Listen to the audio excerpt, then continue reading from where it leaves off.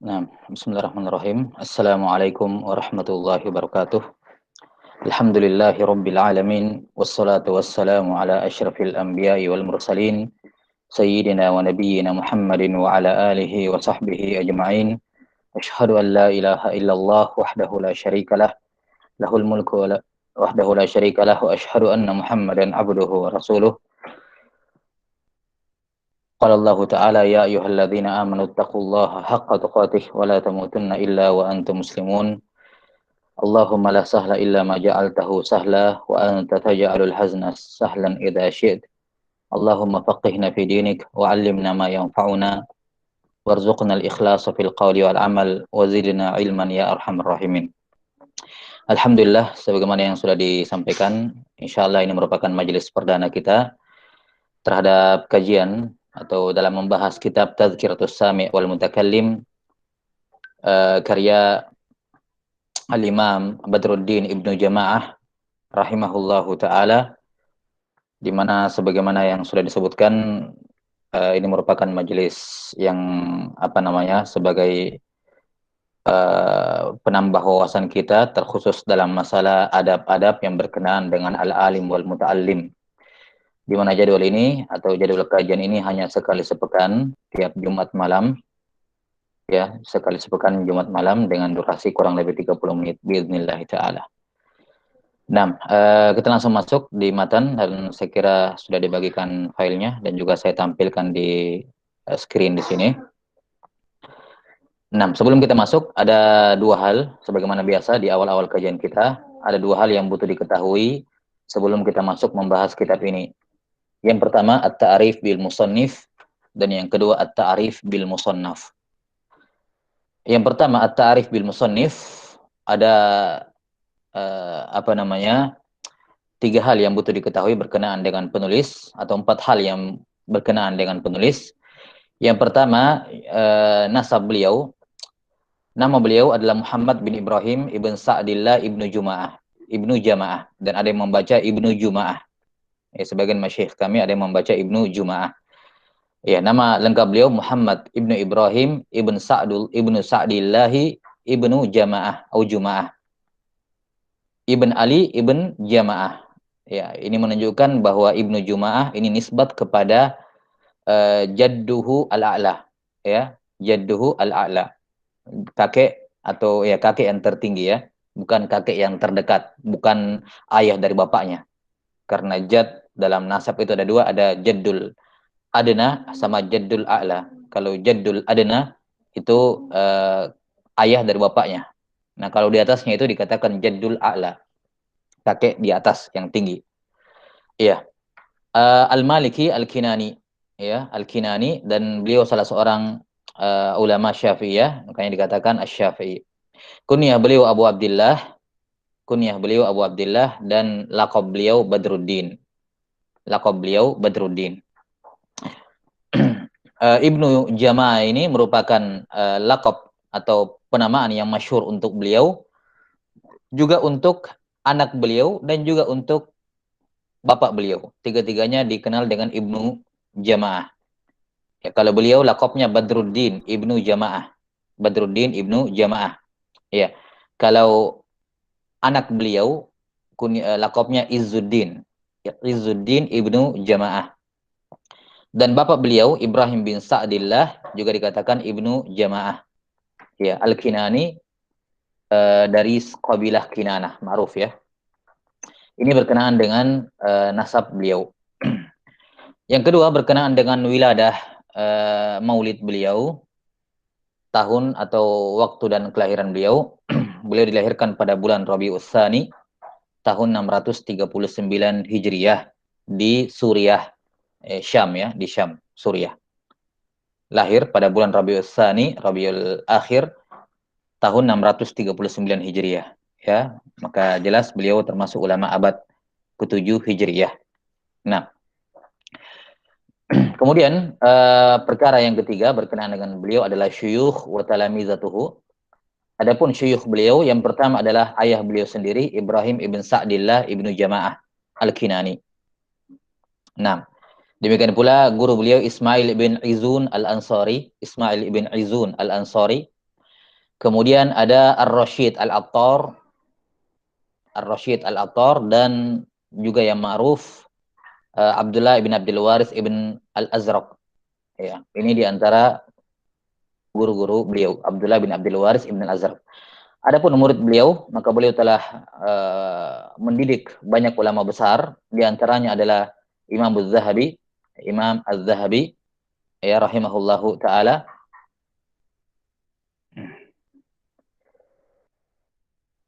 Nah, apa namanya Az-Zahabi? Muhammad bin Ahmad ya, atau Ahmad bin Muhammad?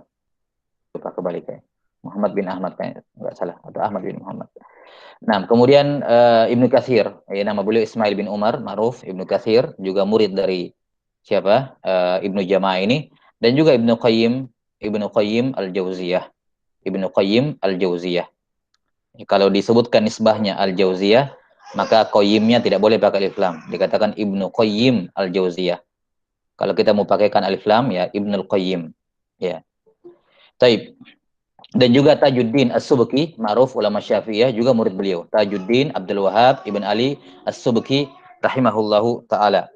Nah, kemudian anak beliau juga tadi Izzuddin, namanya Abdul Aziz Ibnu Muhammad Ibnu Jamaah. Ibnu Jamaah. Ini juga murid beliau.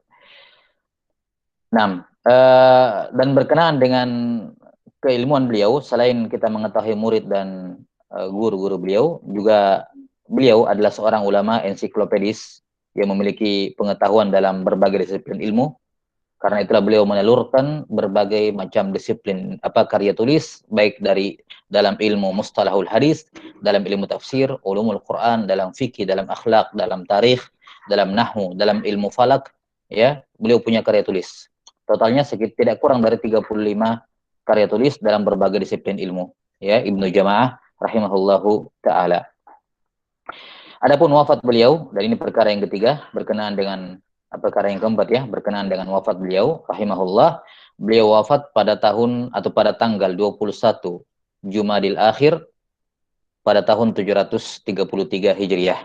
Ya, wafat pada tahun atau tanggal 21 Jumadil Akhir ya, tahun 733 Hijriah pada usia 94 tahun. Maka beliau termasuk minal mu'ammarin ya.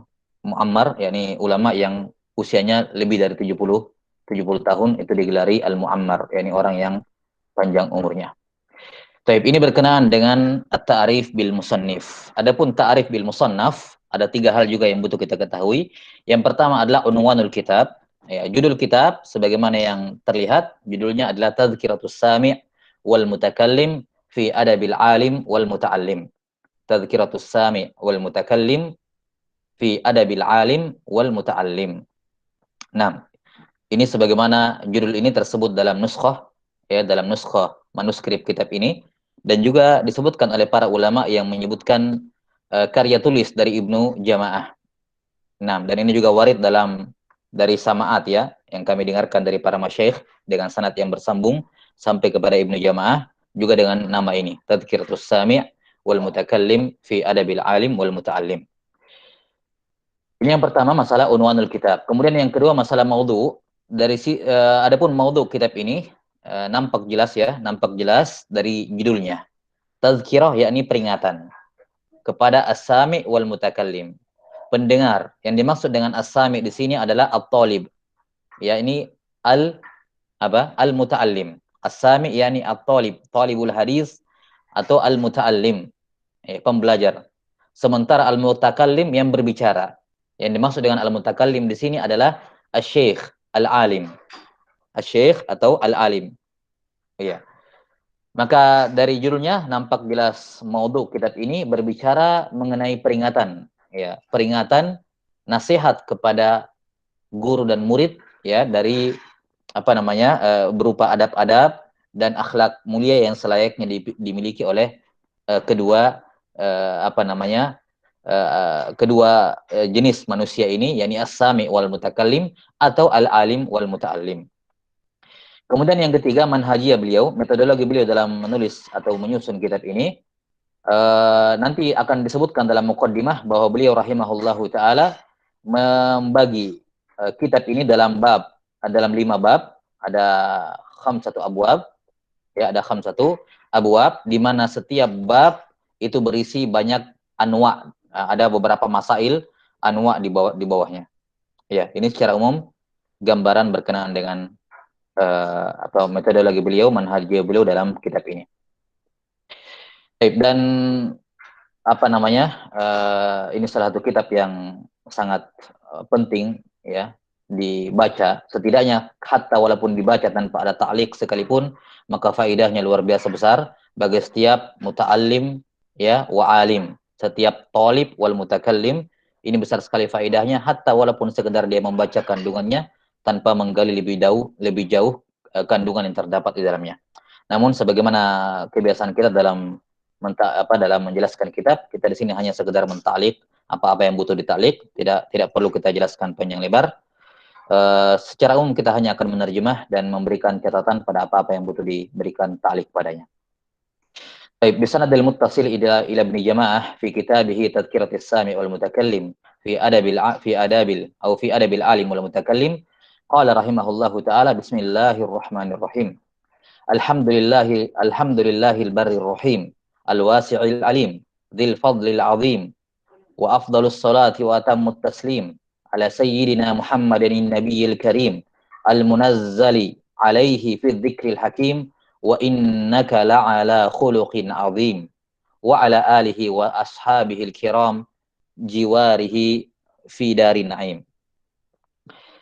Baik, sebagaimana keumuman penulis, beliau membuka kitabnya dengan 4 jenis muqaddimah, dan ini sudah sering kita ulang-ulangi dalam kajian bahwa muqaddimah yang paling ideal untuk sebuah karya tulis ataukah untuk sebuah ceramah itu setidaknya berisi 4 muqaddimah. Setidaknya berisi 4 muqaddimah. Yang pertama basmalah, yang kedua hamdalah, yang ketiga salawat, dan yang keempat at-taslim kepada Nabi Shallallahu Alaihi Wasallam. Setidaknya seorang yang membuka ucapan, membuka ceramahnya ataupun karya tulisnya, ya minimal dia mengumpulkan 4 muqaddimah ini atau 4 perkara ini dalam muqaddimahnya. Basmalah, hamdalah, as-salatu wat taslim ala Nabi Shallallahu Alaihi Wasallam. Taib. Saya kira tidak perlu saya terjemahkan ya, maknanya jelas. Alhamdulillahil barrir rahim, nama Allah Ta'ala al-bar yang maha baik, ar-rahim, al-wasi'il alim yang maha luas anugerahnya lagi maha alim, berilmu, dzil fadlil azim, ya, wa afdalus salati wa atammut taslim ala sayyidina Muhammadin nabiyil karim. Nah, ini menunjukkan bolehnya pensifatan Muhammad sallallahu alaihi wasallam dengan lafaz as-sayyid, dengan lafaz as-sayyid. Adapun hadis Nabi sallallahu alaihi wasallam ketika ada sahabat yang memuji beliau dengan anta sayyiduna, kemudian beliau bersabda as-sayyidullah tabaraka wa ta'ala, itu tidak menunjukkan dimakruhkannya pensifatan sayyid kepada Nabi sallallahu alaihi wasallam. Namun yang diinginkan dalam hadis tersebut adalah as-siyadah al-mutlaqah at-tammah, itu hanya bagi Allah Ta'ala. Itu yang diinginkan oleh Rasulullah sallallahu alaihi wasallam pada kalimat as-sayyidullah, yakni as-siyadah al-mutlaqah at-tammah, itu lillah. Adapun siada yang tidak bersifat mutlak, ya maka itu disematkan kepada Nabi Muhammad SAW, di mana beliau bersabda ana sayyidu waladi Adam. Jadi diitlakkan atau dikaitkan dengan waladi Adam. Ya, makanya kalau kita itlakkan sayyidina, sayyid kita, ya tidak ada masalah, itu ditakkid. Jelas sampai sini. Dan penamaan atau kesamanya sifat antara Allah dengan makhluknya tidak mengharuskan kesamaan hakikat sifat tersebut. Afwan, saya ulangi. Kesamaan lafaz suatu nama dan sifat antara Allah dengan makhluknya tidak mengharuskan sama dari seluruh sisi, ya kan? Sebagaimana Allah Ta'ala al-alim, manusia juga disifati al-alim, ya kan? Wa fawqa kulli dhi ilmin alim, kata Nabi Yusuf alaihissalam. Maka sama Allah Ta'ala sayyid, Rasulullah SAW sayyid, tidak mengharuskan sama maknanya secara utuh. Nah, yang diturunkan kepada beliau az-zikrul hakim, wa innaka la'ala khuluqin azim. Taib. Ini kutipan ayat dari surah Nun ya, ayat 4. Nah, wa innaka la'ala khuluqin azim. Kata mufassirin, al-khuluq di sini bermakna ad-din, yakni wa innaka la'ala dinin azim. Wa innaka la'ala dinin azim. Ya, As-Sa'di rahimahullahu taala dalam tafsirnya menafsirkan ayat ini, wa innaka la'ala khuluqin azim, yakni wa innaka 'alin bihi. Engkau tinggi di atas seluruh makhluk Allah Ta'ala dengan akhlak dan agamamu yang besar, yang agung. Maka terjemahan ayat ini bukan ala, yakni engkau berada di atas akhlak yang agung. Bukan begitu maknanya. Bukan engkau berada di atas akhlak yang agung, tapi maknanya adalah engkau tinggi, engkau mulia, engkau terangkat derajatmu dikarenakan akhlak engkau yang terpuji. Jelas sampai sini? Maka ini tafsiran dari ayat ini. Wa innaka la'ala khuluqin adzim, yakni wa innaka 'alin bi khuluqin adzim. Engkau itu tinggi dan ditinggikan oleh Allah Ta'ala berkat agamamu, akhlakmu yang azim. Baik. Wa ala alihi wa ashabihil kiram, ya, yang menjadi jiwar tetangga beliau di dalam sorga fi darin naim. Amma ba'd, fa inna min ahammi ma yubadiru bihi labibu syarh syababihi wa yud'ibu nafsahu fi tahsilihi wa iktisabihi husnul adab. Kata beliau, sesungguhnya di antara perkara terpenting yang hendaknya al-labib itu yubadiru, bersegera, al-labib syarha syababihi, al-labib yang masih berada di syarha mudanya. Syabab yakni muda. Yang dimaksud dengan syarh di sini adalah awal. Syarha syababihi yakni awalu waktu syababihi, yakni di awal-awal masa mudanya. Al-labib, ya, al-labib bermakna zu lub, pemilik al-lub, pemilik al-lub. Nah, dan yang dimaksud dengan al-lub adalah al-qalb. Al-lub adalah al-aql. Yang dimaksud dengan al-lub adalah al-aql. Nah, maka makna kalimat ini, di antara perkara terpenting yang hendaknya yubadir, bersegera seorang yang memiliki akal dan berada di awal masa mudanya, dia harus bersegera mengejarnya. Wa yud'ibu nafsahu fi tahsilihi wa iktisabihi, dan dia hendaknya yud'ibu di sini apa namanya? Bermakna yujhidu nafsahu, yujhiduha wa yut'ibuha. yakni dia yujhidu nafsahu wa yut'ibuha, membuat jiwanya itu lelah. Ya, bersungguh-sungguh dan dia paksakan dirinya sampai lelah dalam menghasilkan dan meraih sesuatu tersebut. Kata beliau, perkara terpenting yang hendaknya orang yang berakal di masa muda, di awal masa mudanya, bersegera untuk meraihnya. Dan perkara terpenting yang seorang paksakan dirinya sampai capek sekalipun, yang penting dia harus menghasilkan, meraih dan mewujudkannya, perkara terpenting itu adalah husnul adab. Ya, adab yang baik. Lihat gambaran beliau rahimahullahu taala akan pentingnya adab yang baik. Yang mana adab yang baik ini, alladzi syahida syar'u wal aqlu bi fadlihi wattafaqatil ara'u wal alsinatu ala syukri ahlihi. Di mana syariat dan akal sepakat menunjukkan keutamaan adab yang baik. Jadi adab yang baik tidak hanya ditunjukkan oleh syarak, tapi juga akal sehat. Semua orang mengetahui fadilah adab yang hasan. Kemudian al-ara wal alsinah, ya, semua isme-isme, paham-paham, ya, madzahib, akliyat dan lisan semuanya sepakat untuk mengapresiasi ahli, yakni ahlul adab. Mengapresiasi orang yang beradab. Ya. Al-ara pendapat, ya. Al-ara itu adalah al-hukmu dzihni. Al-ara adalah al-hukmu dzihni, suatu ketetapan yang berada di pikiran kita. Sementara al-alsinah, lisan, adalah al-hukmul bayani. Al-hukmu al-bayani. Hukmul bayan. Maka di sini beliau menggabungkan antara hukmul azhan dengan hukmul bayan, bahwa keduanya mengapresiasi orang yang beradab. yakni dipuji dalam akal mereka, dalam pikiran mereka diapresiasi, dan juga diapresiasi melalui lisan mereka. Lihat, ini keunggulan atau keutamaan dari husnul adab. Summa qala rahimahullahu ta'ala, wa inna ahaqqan nasi bihadhil khoslatil jamilah wa aulahum bihiyazati hadhil martabatil jamilah al-jalilah ahlul ilm. Kata beliau, manusia yang paling berhak untuk memperoleh dan mengejar sifat yang jamilah ini, dan yang paling layak, ya, manusia yang paling layak bihiyaza, untuk berhias dengan martabat yang agung ini, yang paling layak adalah ahlul ilm. Ya, sangat wajar tentunya. Kenapa? Karena husnul adab itu adalah sesuatu yang sifatnya jamal, indah, ya. Wal ilmu jamal, dan ilmu itu sendiri merupakan apa? Keindahan. Fala yunasibul jamal illal jamal. Maka tidak ada yang apa maka sesuatu yang jamal itu hanya bisa serasi kalau yang memilikinya juga adalah sesuatu yang jamal. Maka husnul adab itu jamal dan al ilmu adalah al jamal. Maka yang paling layak meraih dan mengejar husnul adab adalah ahlul ilm. Iya. Kemudian dikatakan ahlul ilm ini, kemudian disebutkan sifat ahlul ilm ini. Ya. Alladzina hallu bihi dzurwatal majdi wassana. Yang mana mereka menempati zurwah. Zurwah ini tempat tertinggi. Zurwah yani a'la syai', bagian tertinggi dari sesuatu. Ya. Zurwatal majd wassana. Ya, kemuliaan dan keagungan. Ya.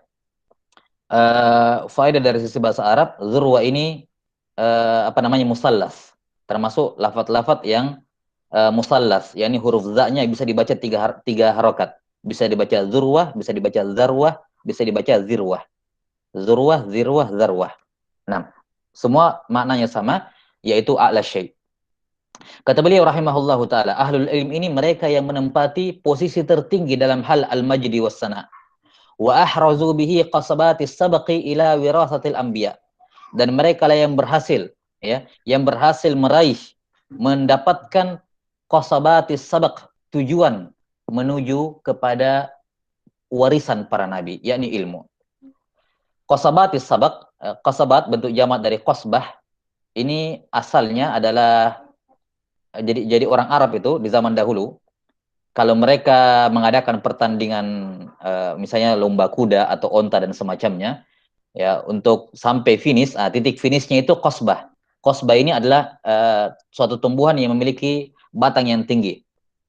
Ya, saya cari-cari di gambarnya di Google, ini kayak semacam bambu atau tebu seperti itu ya. Jadi tanaman yang memiliki batang yang tinggi, yang batang yang tinggi. Bukan pohon tinggi maksudnya, tapi ini batang kayak kayak bambu, kayak tebu seperti itulah. Jadi mereka pasang itu di garis finish, di garis finish ya. Nah, siapa yang sampai ke sana kemudian dicabut itu pohonnya, maka dia yang menang. Itu namanya kosbah. Nah, ketika pohon ini ditancapkan di garis finish, dikatakan kosbatus sabak. Nah, ini siapa yang dapat ini, maka pohon ini kemudian dikatakan kosbatus sabak. Jelas ya. Nah, kemudian orang Arab menjadikan ini sebagai semacam peribahasa, ya, peribahasa, dikatakan qasabus sabaq, ya, untuk apa namanya? Untuk menunjukkan kesungguhan dan keseriusan seorang dalam mengejar sesuatu, ya, dalam mengejar sesuatu. Itu makna atau asal makna dari qasabat as-sabaq. Ya, ini asalnya adalah pohon yang ditancapkan di garis finish, ya. Kemudian dijadikan majaz oleh orang Arab untuk menunjukkan akan kesungguhan dan keseriusan dalam mengejar sesuatu. Jadi ahlul ilm ini yang berhasil meraih qasabatis sabaq, yakni yang berhasil sampai ke finish, meraih wirasatil anbiya, warisan para nabi berupa ilmu. Kenapa ahlul ilm yang paling layak menerimanya? Mengapa ahlul ilm yang paling layak mengejar husnul adab? Mengapa ahlul ilm yang paling layak untuk bersegera memperbaiki adab mereka? Kata beliau, li ilmihim bimakarimil akhlak. Afwan, saya ulangi. Mengapa mereka yang paling pertama dan paling layak mendapatkannya? Kata beliau, li ilmihim bimakarimil akhlaqin nabi sallallahu bimakarimi akhlaqin nabi sallallahu alaihi wasallam wa husni siratil aimmatil adhari min ahli baitihi wa ashabihi wa bima kana alaihi aimmatu ulama'is salafi waqtada bihadihim fihi masyayikhul khalaf.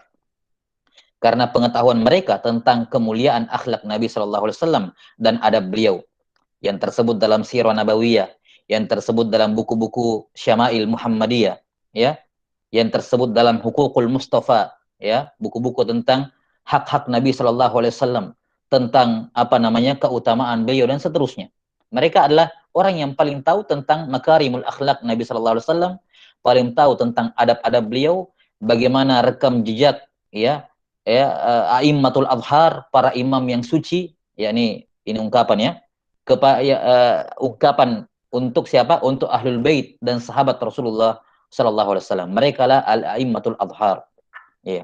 Jadi selain mengetahui sirah nabawiyah, mereka juga mengetahui sirah ashabihi wa alihi, ya.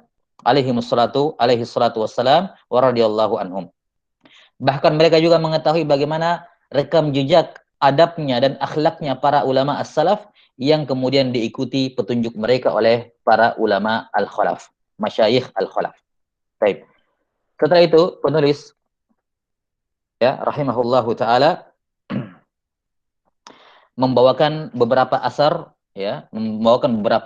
yang dari para ulama untuk menjelaskan bagaimana pentingnya adab dan akhlak, ya, bagaimana pentingnya mempelajari dan mengejar adab dan akhlak, ya, di kalangan para ulama as-salaf.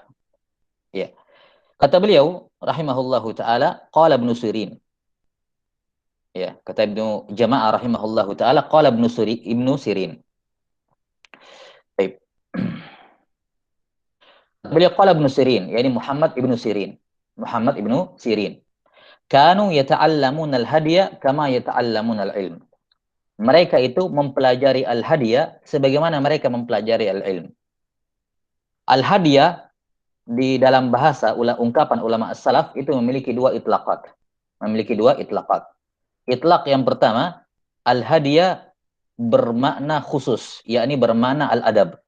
Bermakna al-adab. Ya. Dan al-hadiyah yang kedua itu bermakna umum, yakni bermakna at-tariqah. Bermakna apa?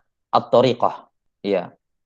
Sebagaimana sabda Nabi sallallahu alaihi wasallam, "Wa khairul hadi ya hadiyu Muhammad sallallahu alaihi wasallam." Maka al-hadi yang dimaksud di situ bermakna at-tariqah kullaha. Ya. Namun kata hadiyu yang dimaksud dalam ucapan Ibnu Sirin di sini adalah makna khusus, yakni al-hadiyu bermakna al-adab. Yani kanu yata'allamuna al-adab kama yata'allamuna al-ilm. Kama yata'allamuna al-ilm. Maka al-hadiyah yang dimaksud di sini adalah makna khusus, yakni al-adab. Kemudian di sini ada ungkapan yang menarik dari Ibnu Sirin, yaitu kalimat kanu, mereka. Siapa mereka ini? Siapa mereka yang menuntut hadiah sebagaimana mereka menuntut ilmu? Taib. Ibnu Sirin kita tahu ya, beliau seorang tabi'in. Beliau meriwayatkan dari siapa? Beliau ada riwayat dari Abu Hurairah. Muhammad bin Sirin dari Abu Hurairah. Nah, dan Zahir beliau seorang apa namanya tabiin. Allah alam apakah beliau kibarut tabiin atau sigorut tabiin, karena beliau juga meriwayatkan kelihatannya beliau sigorut tabiin ya, karena ketika meriwayatkan dari Ali bin Abi Thalib beliau pakai perantara Muhammad bin Sirin dari Abidah As-Salmani dari Abu Hurairah, Abidah bin Amr As-Salmani dari Ali bin Abi Thalib. Ya, kalau yang belajar mustalahul hadis ini termasuk as-sahul asanid ya. Muhammad bin Sirin dari Abidah As-Salmani dari Ali bin Abi Thalib. Nah, maka zahirnya beliau sigorut tabi'in ya. Sigor at-tabi'in. Maka yang dimaksud dengan kanu di sini ya ada dua kemungkinan. Sigorut tabi'in adalah orang yang meriwayatkan dari sahabat, tapi kebanyakan riwayat mereka dari tabi'in kibar. Dari tabi'in kibar. Nah, maka kanu di sini ada dua kemungkinan. Bisa yang dimaksud oleh Ibnu Sirin adalah para kibarut tabi'in, mempelajari ilmu, yakni dari para sahabat, mempelajari hadiah dari para sahabat, kama yata'allamun al-ilm. Atau bisa jadi kanu juga bisa bermakna sahabat, ya. Tapi kemungkinan yang pertama lebih besar, ya. Kemungkinan yang pertama lebih besar, yakni para kibarut tabi'in. Walaupun sekali lagi karena Ibnu Sirin adalah tabi'in, juga tidak menutup kemungkinan kanu di sini adalah sahabat. Yani baik sahabat maupun tabi'in yang beliau temui, nah gitu aja ya, bahasanya bagus kita gabungkan. Kanu yakni para sahabat dan tabi'in yang beliau temui, mereka itu yata'allamuna al-hadiyah kama yata'allamuna al-ilm. Kama yata'allamuna al-ilm. Taib. Dan kalimat kanu di kalangan ulama as-salaf ini sering ditemukan kata kanu mereka ketika tabi'in atau atba'ut tabi'in yang mengucapkannya, maka kalimat kanu di sini memiliki dua makna. Siapa mereka di sini? Ada dua kemungkinan. Yang pertama, makna umum. Ya, makna umum. Makna umum yang dimaksud di sini adalah guru-guru mereka. Siapa yang mengucapkan ini? Misalnya kalau seorang atba'ut tabi'in mengatakan kanu, berarti mereka di situ ya guru-gurunya. Siapa guru-gurunya? Tabi'in. Ya. Atau kalau tabi'in yang mengatakan kanu, maka berarti yang dimaksud di situ kanu ya ini guru-gurunya dia. Imma sahabat atau mungkin sesama tabi'in. Kalau misalnya dia si guru tabi'in kayak Ibnu Sirin ini. Ya, rahimahumullahu taala. Jadi kanu mereka ya ini dalam arti umum. Siapa mereka? Ya ini guru-gurunya, guru-guru yang mengucapkan ini. Guru-guru dari orang yang mengucapkan ini. Siapa yang mengucapkan kanu ini? Apakah dia atba'ut tabi'in atau tabi'in? Kemudian yang kedua, ada makna khusus dari kata kanu. Ya, yakni dimaknakan dalam artian khusus kalau yang mengucapkannya adalah Ibrahim An-Nakhai. Ya, khusus untuk Ibrahim An-Nakhai. Ini makna, berlaku makna ini. Jadi kalau Ibrahim An-Nakhai mengucapkan kanu, itu beda maknanya kalau tabi'in yang lain yang mengucapkan, atau atba'ut tabi'in yang mengucapkan kata kanu. Jelas? Kenapa?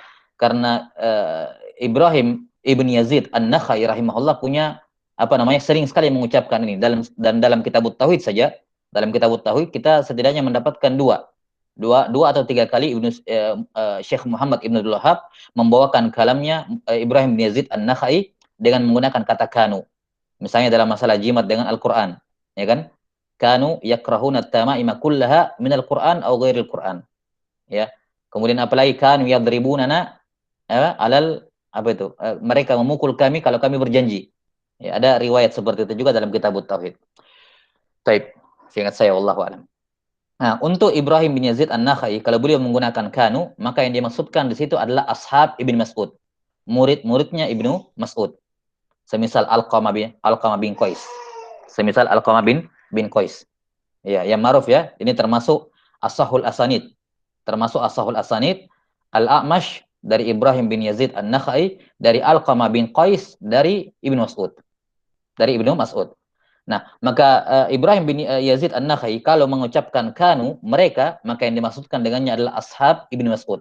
Murid-muridnya Ibnu Mas'ud yang Ibrahim bin Yazid berguru kepadanya. Karena Ibrahim An-Nakhai seorang atba'ut tabi'in. Beliau berguru kepada murid-muridnya Ibnu Mas'ud semacam Alqamah bin Qais ini. Ya, rahimahumullahu taala.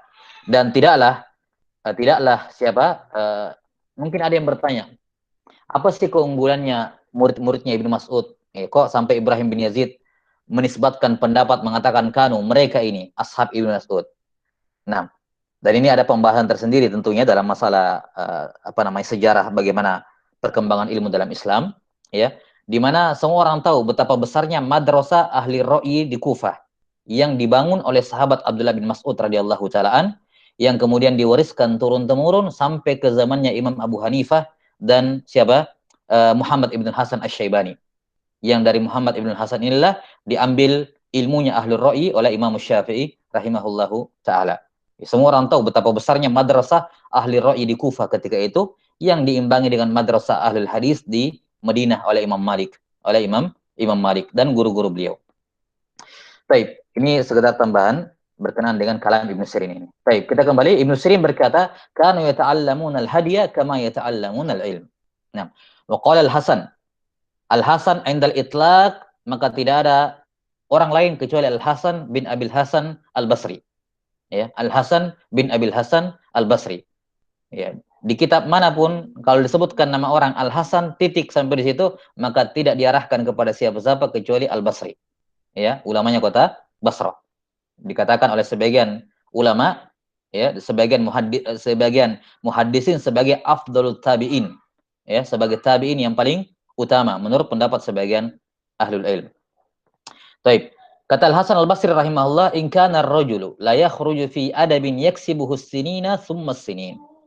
Kata beliau, seseorang itu dia betul-betul keluar, yakni yakhruju yang dimaksud di sini yakni yusafiru, yarhalu, mengadakan rihlah untuk menuntut adab, ya, fi adabin yaksibuhu, untuk mendapatkan adab yang dia apa namanya usahakan untuk raih, ya, adab tersebut as-sinina thumma as-sinin, ya, bertahun-tahun. Ya, bagaimana Al-Hasan Al-Basri rahimahullah menggambarkan para tulabul hadis atau para talibul ilm di masanya, bahwa ada di antara mereka, atau bahkan ya ini disebutkan realitanya, ya, bahwa seorang itu keluar bertahun-tahun untuk apa namanya mengejar adab. Nah, waqala Sufyan ibn Uyainah, Abu Muhammad Al-Hilali Al-Kufi, imamnya kota Mekah. Ya, kata Sufyan ibn Uyainah rahimahullah, inna Rasulullah sallallahu alaihi wasallam huwal mizanul akbar wa alaihi tu'radul asya ala khuluqihi wa siratihi wa hadihi fama wafaqaha fahuwal haqq wa ma khalafaha fahuwal batil. Ini kalimat Sufyan ibn Uyainah termasuk kalimat yang sangat layak ditulis dengan tinta emas. Ini adalah apa kaidah ammah dalam syariat kita, bahwa Rasulullah sallallahu alaihi wasallam huwal mizanul akbar. Beliau adalah timbangan parameter terbesar bagi siapapun yang datang setelahnya. Kata beliau, wa alaihi tu'radul asya, segala sesuatu ditimbang dan diperhadapkan di depan beliau, dijadikan perbandingan di hadapan beliau. Beliau dijadikan sebagai tolak ukur. Akhlak beliau, sirah beliau, hadiyu beliau. Apa yang sesuai dengan beliau, maka itulah dikatakan akhlak yang hak, sirah yang hak, hadiyu yang hak, dan apa yang menyelisihi itulah yang batil. Termasuk di dalamnya amalan, ucapan, ibadah, i'tiqad, seluruhnya beliau adalah al-mizanul akbar dalam segala sesuatu. Qala Habib Ibnu Syahid rahimahullahu taala libnihi, beliau berkata kepada putranya, ya bunai, ishabil fuqaha wal ulama wa ta'allam minhum wa khudh min adabihim fa inna dzalika ahabba ilayya min katsirin minal hadis. Wahai putraku, bergaullah dengan para fuqaha dan ulama, ambillah ilmu dari mereka, ambillah adab mereka, ya, karena kamu mengambil adab mereka itu lebih saya sukai dibandingkan kamu menghafal dan mengetahui banyak hadis. Perhatikan, ya, karena menghafal hanyalah wasilah, yang menjadi inti adalah bagaimana mengamalkan apa yang kamu hafal tersebut. Maka kata beliau, kalau kamu sudah beradab dengan adab mereka, maka itu lebih saya sukai dibandingkan kamu mengambil banyak hadis-hadis mereka, kamu menghafalkan banyak hadis-hadis mereka. Wa qala ba'duhum li ibnihi. Nah, sebentar.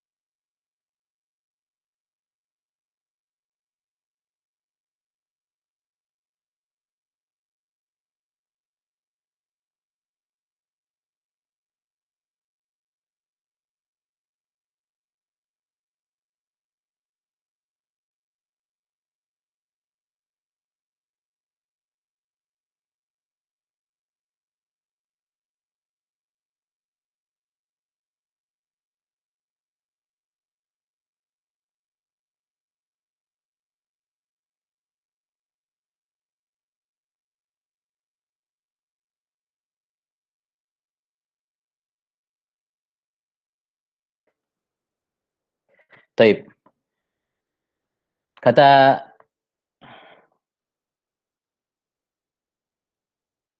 Habib bin Syahid, ya, kata beliau, kalau kamu mengambil adab dari mereka, maka itu lebih saya sukai dibandingkan kamu menghafalkan ataupun mengetahui hadis-hadis, mengambil hadis-hadis mereka.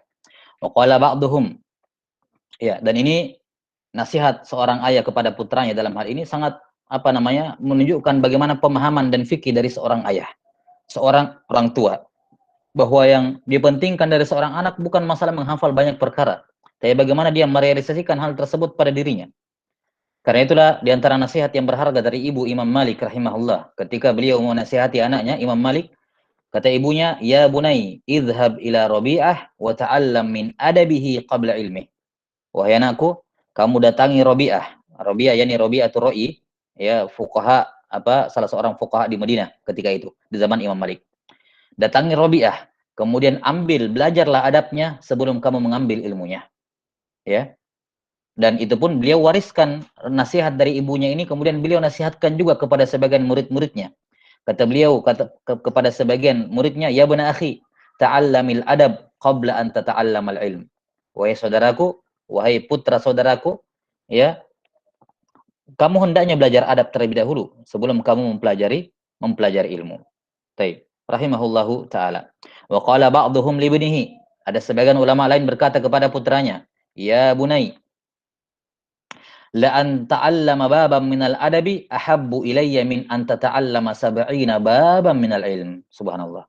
Kata beliau, wahai putraku, seandainya kamu mempelajari satu adab saja, satu perkara adab, maka itu lebih saya sukai dibandingkan engkau mempelajari 70 bab ilmu. Ya, yakni satu adab yang kamu pelajari dan kamu amalkan lebih saya senangi dibandingkan kamu mempelajari 70 bab ilmu. Ya, 70 bab ilmu. Baik. Kenapa? Ya, kenapa hal ini penting untuk diingatkan kepada setiap talibul ilm bahwa beradab itu lebih penting dibandingkan mengumpulkan wawasan yang luas. Kenapa? Karena intifa, manfaat yang diperoleh oleh seseorang dengan adab yang baik itu lebih besar dibandingkan manfaat yang dia peroleh dari banyaknya pengetahuan, banyaknya ilmu, banyaknya hafalan. Manfaat yang diperoleh oleh seseorang ketika dia memiliki adab yang baik itu lebih besar dibandingkan manfaat yang dia peroleh dengan banyaknya hafalan. Bahkan seorang tidak akan sampai, ya, tidak akan meraih cita-citanya berupa ilmu yang bermanfaat kecuali dengan adab. Ya, ini kaidah bakunya dalam hal ini. Jangan pernah bermimpi untuk mendapatkan ilmu yang bermanfaat kalau tidak diiringi dengan adab yang baik. Ya, karena ilmu yang bermanfaat tidak didapatkan dengan hafalan yang banyak, melainkan dengan adab. Ya, karena itulah seorang ulama yang bernama Yusuf Ibn Husain rahimahullahu taala, Yusuf Ibn Husain rahimahullah pernah berkata, bil adabi tufhamul ilm, atau bil adabi tafhamul ilm. Dengan adablah engkau bisa memahami ilmu. Perhatikan kata-kata ini, dengan adablah, hanya dengan adab kamu bisa memahami ilmu. Apa makna ucapan Yusuf Ibn Husain di sini? Ya, kemungkinannya ada dua. Ada dua kemungkinan makna dari kata ucapan Yusuf Ibn Husain, bil adab tafhamul ilm. Dengan adab kamu bisa memahami ilmu. Yakni kamu hanya bisa memahami ilmu kalau kamu beradab. Bagaimana maknanya? Ada dua kemungkinan makna. Makna yang pertama, bahwa seorang guru kalau dia melihat sebagian muridnya memiliki adab yang baik, maka dia akan mengajarkan kepadanya ilmu yang dia inginkan. Dia akan ajarkan, khususkan dia dengan ilmu yang dia inginkan. Tapi ketika dia melihat ada sebagian muridnya yang buruk akhlaknya, maka dia pasti akan mengharamkan sebagian ilmu dari dirinya. Tidak akan diajari semua ilmunya, atau akan dia tidak akan diajarkan seutuhnya sebagaimana dia mengajarkan orang, ya, murid yang akhlaknya baik. Jelas sampai sini? Ini sama seperti ucapan Sufyan Ibnu Uyainah rahimahullahu taala kepada sebagian murid-muridnya ketika mendapati ada sebagian muridnya atau ada sebagian orang yang datang di majelisnya yang jelek akhlaknya. Kemudian kata Ibnu Uyainah rahimahullah, saya mengharamkan beberapa hadis-hadis yang baik saya tidak berikan kepada kalian dikarenakan teman duduk kalian yang jelek. Ya. Maka ini maksud dari ucapan Yusuf Ibn Husain, dengan adab kamu bisa memahami ilmu, yakni kalau kamu beradab, maka insya Allah gurumu akan memberikan ilmu kepadamu. Kalau kamu tidak beradab, maka gurumu akan membatasi ilmu dari kamu. Maka dengan adab kamu bisa meraih ilmu. Dengan adab yang baik kamu bisa meraih ilmu dari gurumu. Nah, sebagaimana makna ucapan dari Ibnu Uyainah tadi, bahwa kadang guru itu malas memberikan ilmu yang penting gara-gara ada orang tidak berakhlak di situ di majelisnya. Akhirnya yang lain juga ikut-ikutan diharamkan. Ya, maka diantara afat yang jelek atau diantara hal yang buruk bagi seorang penuntut ilmu adalah teman belajar yang tidak bagus dalam majelis, yang buruk akhlaknya dalam majelis. Karena kadang gara-gara dia gurunya malas memberikan faedah dikarenakan dirinya. Ini makna adab difahami dengan dengan adab kamu bisa memahami ilmu. Kemudian makna yang kedua dari kata kalimat Yusuf Ibnul Husain di sini, dengan adab kamu memahami ilmu, yakni Allah Subhanahu wa taala melihat kepada hati-hati hambanya. Siapa yang dilihat oleh Allah Subhanahu wa taala sebagai orang yang beradab, maka Allah akan berikan taufik, ilham dan ilmu ke dalam hatinya. Ya, akan diberikan padanya pemahaman. Akan diberikan kepadanya apa? Pemahaman. Tapi siapa yang tidak beradab, ya, tidak beradab, maka Allah taala akan, ya, haramkan pemahaman dari dirinya. Walaupun dia hafal banyak, tapi hafalan tersebut tidak bermakna bagi dirinya karena dia tidak memahaminya. Ya, karena dia tidak memahaminya. Jelas sampai sini? Maka dengan adab engkau akan memperoleh ilmu dari gurumu, dan dengan adab engkau bisa memperoleh taufik dari Allah Subhanahu wa taala kalau dia melihat engkau sebagai orang beradab. Tapi kalau tidak beradab, maka Allah Subhanahu wa taala akan halangi ilmu tersebut dari dirimu. Jelas sampai sini? Dan di antara faedah yang kami dengarkan dari Syekhuna Shalih bin Abdullah Al-Utsaimin hafizahullahu taala dalam sebagian durus beliau, beliau menyebutkan kisah Syekh bin Utsaimin rahimahullahu taala. Ya. Ketika menafsirkan suatu ayat, saya lupa ayatnya itu. Kemudian Syekh bin Utsaimin menyebutkan tafsir, bahwa tafsir ayat ini adalah demikian dan demikian. Ya, demikian dan demikian.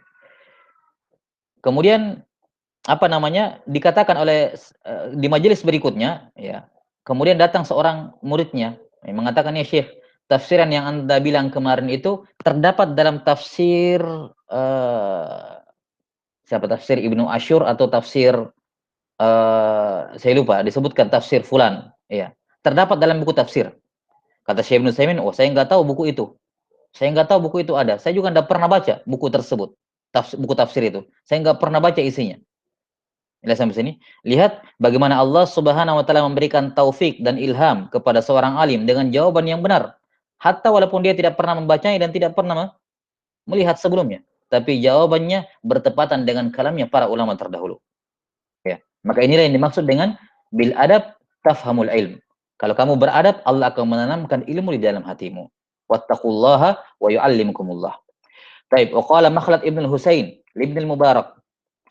Makhlad ibn Husain pernah berkata kepada Abdullah ibn Mubarak, "Nahnu ila katsiri minal adab ahwaju minna ila katsiri minal hadis." Kita ini, kita ya, Ibnu Mubarak itu siapa? Ya, Makhlad ibn Husain, ya. Ya kan? Seorang ulama di masa tabi'in atau di masa tabi'in. Nah, kata beliau, kita itu ya lebih butuh kepada banyak adab, lebih butuh kepada banyak adab dibandingkan banyak menghafal hadis, banyak meriwayatkan hadis. Ini diucapkan oleh Makhlad ibn Husain di zamannya Ibnu Mubarak. Fama balukum fi zamanina hadza. Ya. Bagaimana lagi kira-kira kalau Ibnu Mubarak, Makhlad melihat manusia di zaman sekarang, para talibul ilm di masa sekarang, ya. Nah, mungkin dilarang dulu semua, enggak usah talabul hadis, belajar dulu semua. Ya, belajar adab. Jelas ya? Ucapan senada ini juga sudah pernah kita sebutkan ya di ketika kita bahas kitab Khulasat Ta'dhimil Ilm karya Syekh Shalih Al-Utsaimin hafizahullah, di mana beliau membawakan ini dari ucapan Al-Laits bin Sa'ad. Ya, Al-Laits bin Sa'ad ketika beliau melihat ada adab yang kurang baik pada talibul hadis, maka beliau menasihati dengan kalimat yang senada dengan ini. Antum, ya, apa ucapannya, antum ila yasirin minal adab ahwaju minkum ila katsirin minal hadis, kata Al-Laits. Kalian itu lebih butuh kepada sedikit adab dibandingkan banyak hadis. Yakni daripada kamu memiliki banyak hadis tapi begini adabmu, mending kamu memiliki sedikit adab. Yang penting enggak kayak gini orangnya. Nah, itu maksudnya. Taib. Kemudian ucapan yang terakhir disebutkan di sini oleh beliau adalah ucapan Syafi'i rahimahullah. Wa qila li Syafi'i radhiyallahu anhu, "Kaifa syahwatuka lil adab?" Bagaimana syahwatmu? Yani syahwat yang dimaksud di sini adalah mailul qalb. Bagaimana kecenderungan hatimu dalam menuntut ilmu-ilmu hadis-hadis tentang adab, ilmu tentang adab. Kata beliau, asma'u bil harfi minhu mimma lam asma'hu fatawaddu a'dha'i anna laha asma'an tatana'amu bih. Kata beliau, kondisi saya ketika saya mendengarkan satu huruf darinya, yakni satu huruf berkenaan dengan adab. Yang dimaksud dengan huruf di sini tentunya ya bukan huruf ya, tapi huruf di sini eh, ketika para ulama atau diantara makna huruf ini lebih luas dibandingkan harf inda ahli lughah atau inda ahli nahwi. Harf di sini bisa bermakna al-jumlatul mufidah, ya. Bahkan harf bisa bermakna thariqah, bermakna jihah, bermakna wajah, ya. Sebagaimana dikatakan apa? Al-Qur'an, nazal al-Qur'an ala sabati ahruf. Al-Qur'an turun di atas 7 harf, yakni 7 wajah. Ya, maka qiraat dalam Quran dinamakan juga harf. Maka ini yang diinginkan oleh Syafi'i dengan harf di sini tentunya ya luas, bukan bermakna huruf dan nahwin.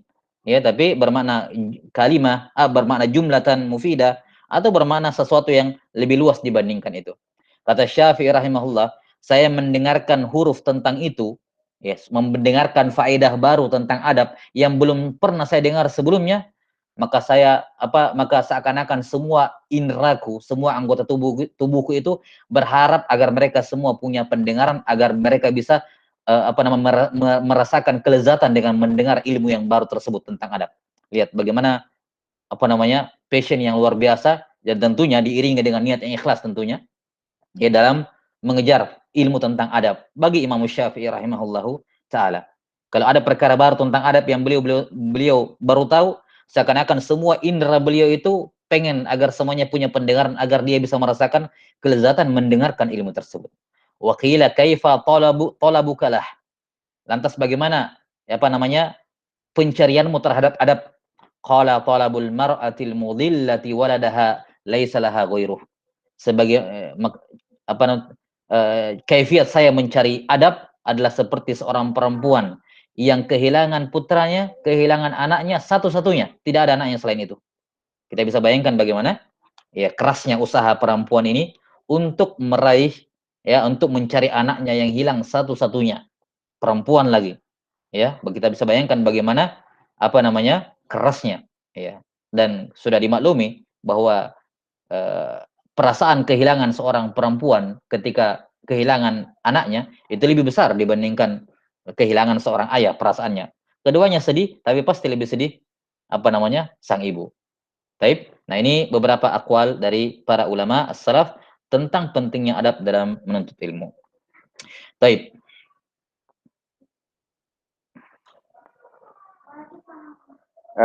Saya kira cukup sampai sini dulu, insyaallah taala. Ini berikutnya sababut ta'lif li kitab. Nah. Afwan, atoltu alaikum fi hadzal majlis.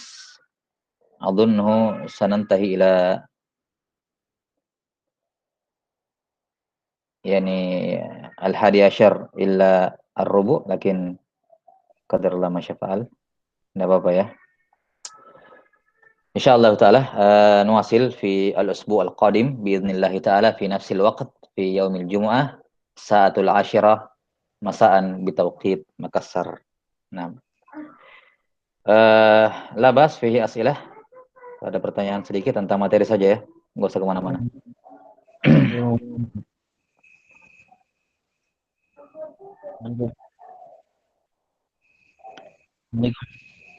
Taib.